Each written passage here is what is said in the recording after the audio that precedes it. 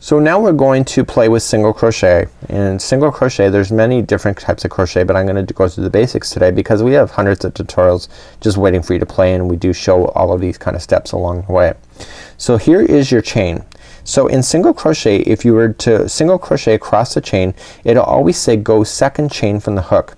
So what you have right now, here is one chain and here is the other.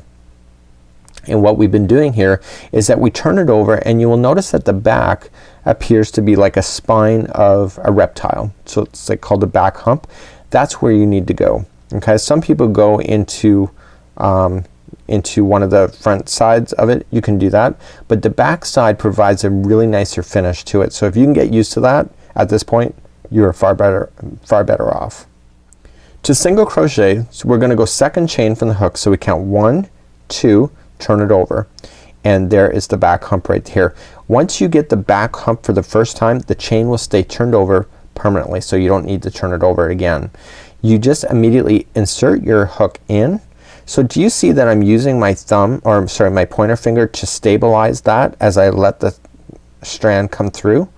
Okay, so you use your fingers to be backstops when you need it, and then move it out of the way when you don't. So we're gonna yarn over, so we're gonna yarn over coming around, okay, and pull through, and we're gonna review this more slower too. So you'll have 2 loops on your hook, yarn over and pull through 2. That is one completed single crochet.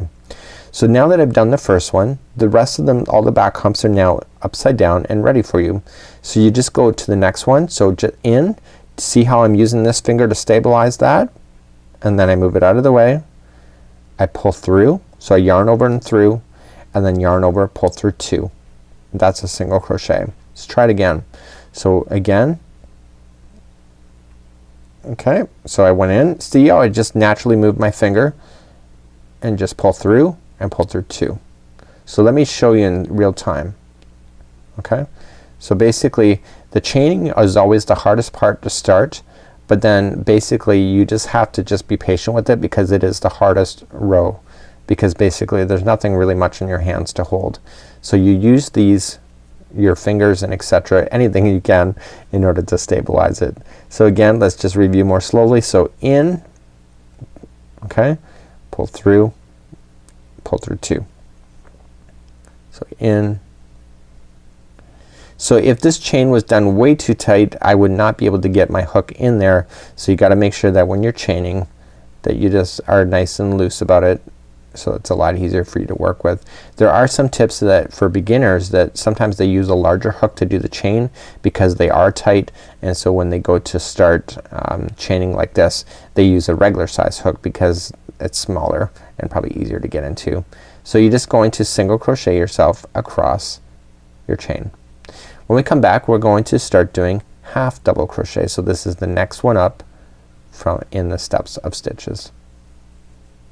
And basically when you come to the end, I'm on the last stitch. How do I know this is the last stitch? Well, years of practice for sure, but this is the last back hump that you can see in the chain. So you see all of this stuff over here, that's not anything, because the truth is that once you pull it tight, it's gone.